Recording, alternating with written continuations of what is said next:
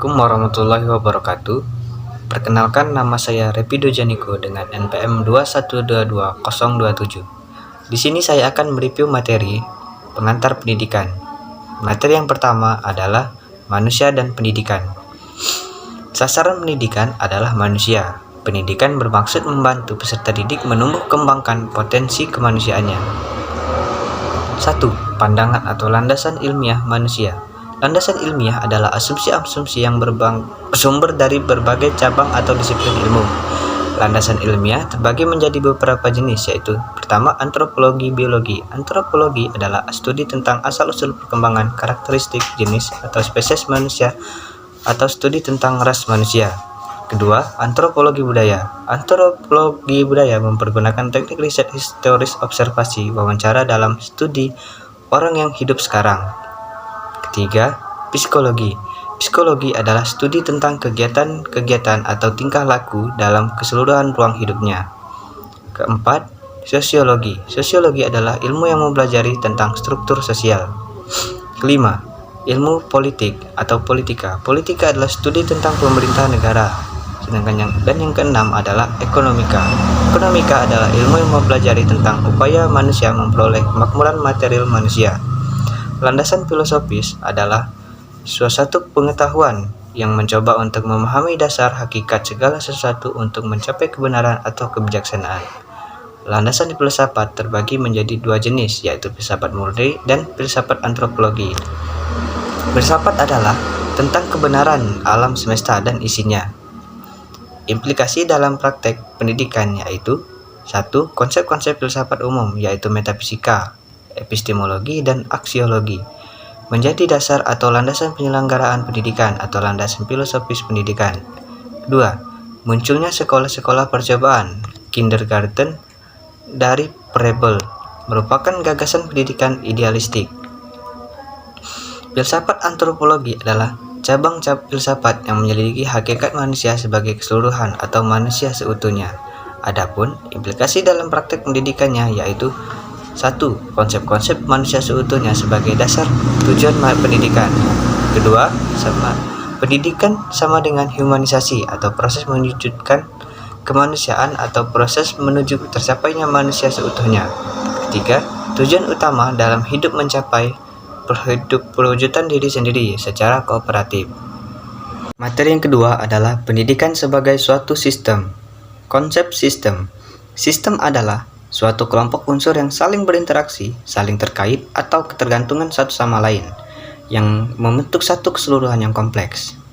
Sistem memiliki unsur adanya satu kesatuan organis, adanya komponen yang saling membentuk kesatuan organis, adanya hubungan keterkaitan antara komponen satu dengan yang lain, maupun antara komponen dengan keseluruhan, adanya gerak atau dinamika, serta adanya tujuan yang ingin dicapai. Pendidikan sebagai satu sistem. Sistem pendidikan nasional memiliki komponen yang saling berhubungan satu sama lain, seperti pendidik dan peserta didik harus saling berinteraksi dengan baik demi tercapainya tujuan pembelajaran. Adapun komponen sistem pendidikan nasional adalah 1. Tujuan pendidikan, organisasi pendidikan, masa pendidikan, prasarana pendidikan, sarana pendidikan, isi pendidikan, tenaga kependidikan, serta peserta pendidik. Materi yang ketiga adalah teori pendidikan. Teori pendidikan adalah pengetahuan tentang makna dan bagaimana sebagainya pendidikan itu dilaksanakan. Teori pendidikan terbagi menjadi 4, yaitu 1. Pendidikan klasik. Pendidikan klasik memandang bahwa pendidikan berfungsi sebagai upaya memelihara, mengawetkan, dan meneruskan warisan budaya. Teori ini lebih menekankan peranan isi pendidikan daripada proses, seperti pendidik mempunyai peranan besar dan lebih dominan, sedangkan peserta didik memiliki peran yang pasif sebagai penerima informasi dan tugas-tugas dari pendidik. Dan yang kedua adalah pendidikan personal. Teori pendidikan ini lebih menekankan peranan isi pendidikan daripada proses, seperti peserta didik menjadi pelaku utama pendidikan, sedangkan pendidik hanya menempati posisi yang kedua yang lebih berperan sebagai pembimbing, pendorong, fasilitator, dan pelayan peserta pendidikan. Dan yang ketiga adalah pendidikan teknologi. Dalam pendidikan teknologi, yang lebih diutamakan adalah pembentukan dan penguasaan kompetensi atau kemampuan-kemampuan praktis, bukan pengawetan dan pemeliharaan budaya lama. seperti peserta didik mesti berusaha untuk menguasai sejumlah besar bahan dan pola-pola kegiatan secara efektif tanpa refleksi. Kemudian keterampilan barunya segera digunakan dalam kehidupan masyarakat. Dan yang keempat adalah pendidikan interaksional. Pendidikan instruksional adalah suatu konsep pendidikan yang bertitik tolak dari pemikiran manusia sebagai makhluk sosial yang senantiasa berinteraksi dan bekerja sama dengan manusia lainnya. Yang keempat adalah aliran pendidikan. Konsep aliran pendidikan adalah pemikiran-pemikiran yang membawa pembaharuan dalam dunia pendidikan. Aliran pendidikan terbagi menjadi empirisme.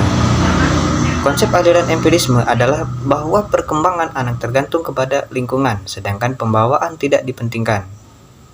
Dan yang selanjutnya adalah nativisme. Aliran ini berpendapat bahwa perkembangan manusia itu telah ditentukan oleh faktor-faktor yang dibawa manusia sejak lahir, atau pembawaan yang telah terdapat pada waktu lahir. Itulah yang menentukan hasil perkembangannya. Menurut jenis aliran nativisme ini, pendidikan tidak dapat mengubah sifat-sifat pembawaan. Dan yang selanjutnya adalah naturalisme. Naturalisme berpendapat bahwa semua anak yang baru dilahirkan mempunyai pembawaan yang baik dan tidak ada satupun dengan pembawaan yang buruk. Bagaimana hasil perkembangannya kemudian sangat ditentukan oleh pendidikan yang diterimanya atau yang mempengaruhinya. Dan yang selanjutnya adalah konvergensi. Aliran konvergensi mengatakan bahwa pertumbuhan dan perkembangan manusia itu adalah tergantung pada dua faktor, yaitu bakat atau pembawaan dan lingkungan, serta pengalaman pendidikan. Aliran pokok pendidikan di Indonesia mempunyai yang pertama adalah Perguruan Kebangsaan Taman Siswa. Taman Siswa telah berhasil mengemukakan gagasan tentang pendidikan nasional.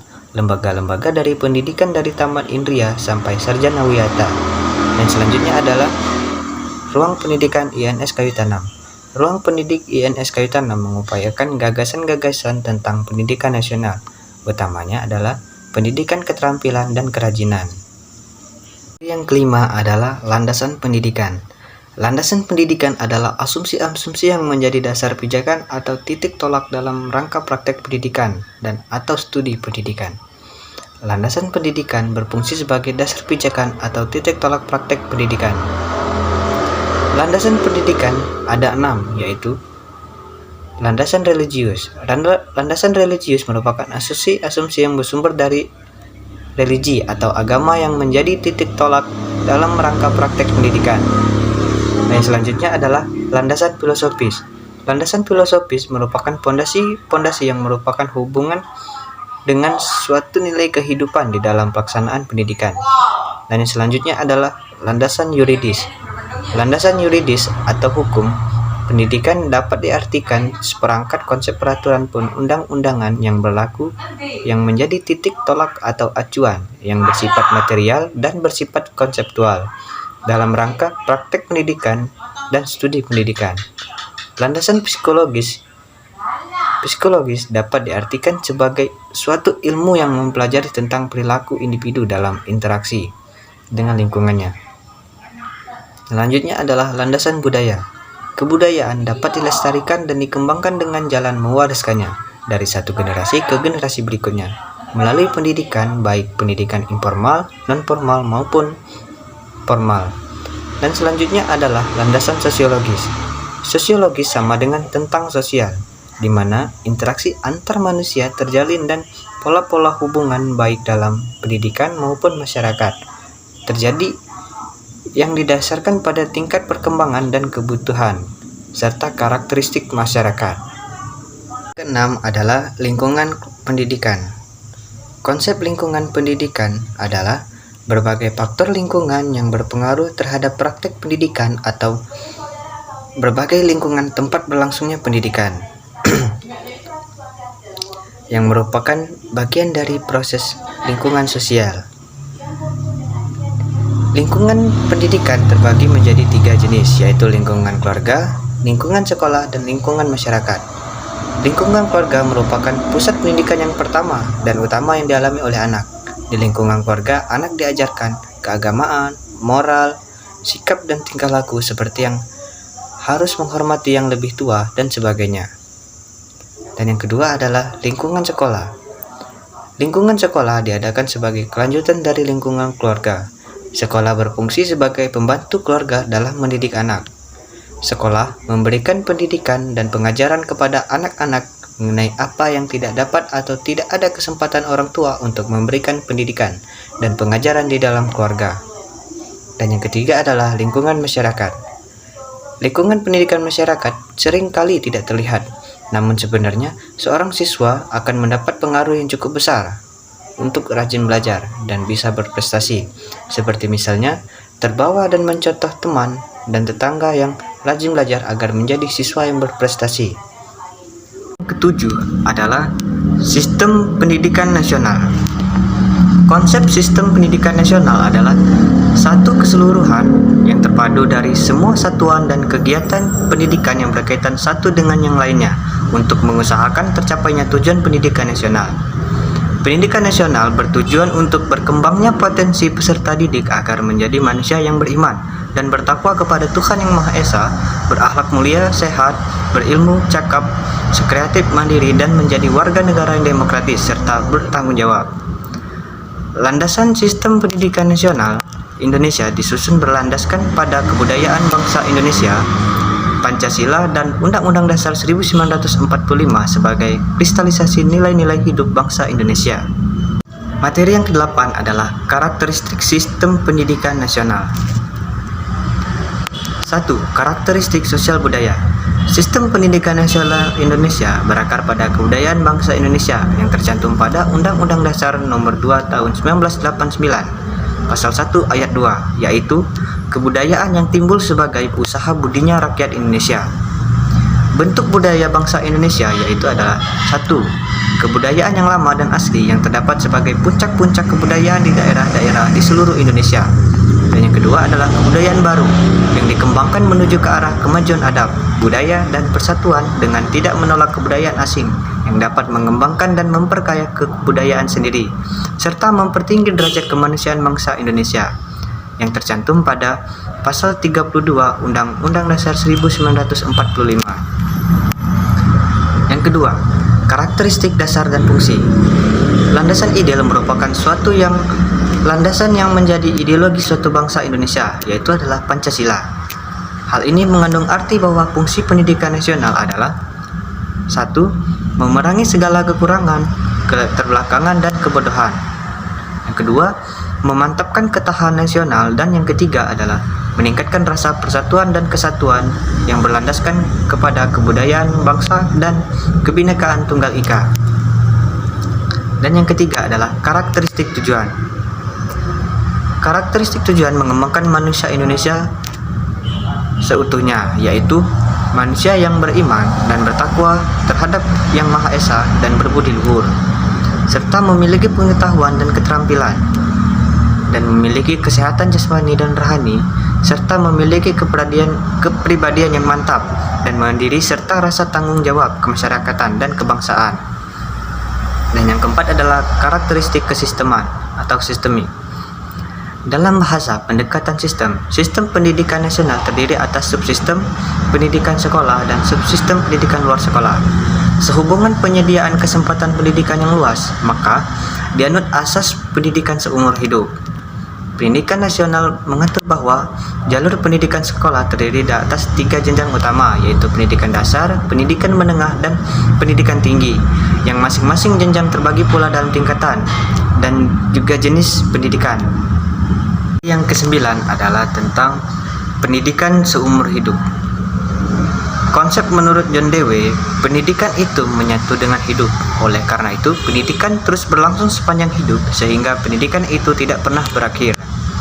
Pendidikan seumur hidup dapat diartikan sebagai sebuah sistem konsep-konsep pendidikan yang menerangkan keseluruhan peristiwa-peristiwa kegiatan belajar mengajar yang berlangsung dalam keseluruhan kehidupan manusia.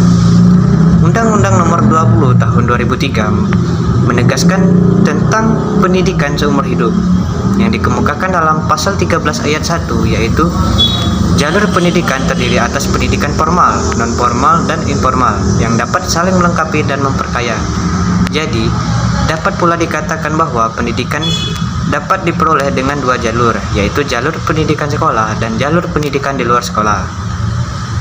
Implikasi konsep pendidikan seumur hidup yaitu adalah 1. Pendidikan baca tulis fungsional, 2. Pendidikan vokasional, dan ketiga adalah pendidikan profesional. Yang keempat, pendidikan kewarganegaraan dan kedewasaan politik, serta yang kelima yaitu adalah pendidikan kultural dan pengisian waktu luang. Dari yang ke-10 adalah tentang permasalahan pendidikan. Menurut PHKOM tahun 1968, ada beberapa masalah pokok dalam pendidikan saat ini. Contohnya adalah semakin banyaknya peserta didik yang tidak sebanding dengan ketersediaan sarana pendidikan yang bermutu, dan langkanya sarana dan juga dana untuk memenuhi kebutuhan pendidikan, serta mahalnya biaya pendidikan dan tidak ketepatan hasil pendidikan. Dan yang terakhir adalah ketidakefisienan sistem pendidikan yang disebabkan beberapa faktor, yaitu faktor pendekatan pembelajaran, faktor perubahan kurikulum di Indonesia, dan juga faktor kompetensi guru. Permasalahan pendidikan di Indonesia saat ini antara lain masalah pemerataan pendidikan dan sarana dan prasarana pendidikan, serta mahalnya biaya pendidikan, dan juga tata kelola guru, serta sistem evaluasi belajar, dan juga pendidik dan tenaga pendidik yang kurang inovatif, dan sistem rekrutmen guru dan juga distribusi guru. Terakhir adalah tentang pendidikan dan pembangunan. Konsep serta hubungan pendidikan dan pembangunan adalah pendidikan merupakan usaha ke dalam diri manusia, sedangkan pembangunan merupakan usaha keluar dalam diri manusia. Pendidikan menghasilkan sumber daya tenaga yang menunjang pembangunan, dan hasil pembangunan dapat menunjang pendidikan seperti pembinaan, penyediaan saran, dan seterusnya. Peranan pendidikan dalam pembangunan. Paradigma sosialisasi melihat peranan pendidikan dalam pembangunan adalah mengembangkan kompetensi individu. Kompetensi yang lebih tinggi tersebut diperlukan untuk meningkatkan produktivitas dan secara umum meningkatkan kemampuan warga masyarakat, dan semakin banyaknya warga masyarakat yang memiliki kemampuan akan meningkatkan kehidupan masyarakat secara keseluruhan. Sumbangan pendidikan dalam pembangunan. Sumbangan pendidikan dalam pembangunan dibagi menjadi beberapa segi, yaitu segi sasaran pendidikan, segi lingkungan pendidikan, segi jenjang pendidikan, dan segi pembidangan kerja atau sektor kehidupan. Peran pendidikan dalam pembangunan nasional. Peran pendidikan dalam pembangunan nasional seperti mengembangkan teknologi, menjadi tenaga produktif dalam bidang konstruksi, menjadi pelaku generasi dan penciptakan budaya, menjadi tenaga produktif yang menghasilkan barang dan jasa, dan juga dapat menjadi konsumen barang dan jasa. Sekian video review materi dari saya akhiri. Wassalamualaikum warahmatullahi wabarakatuh.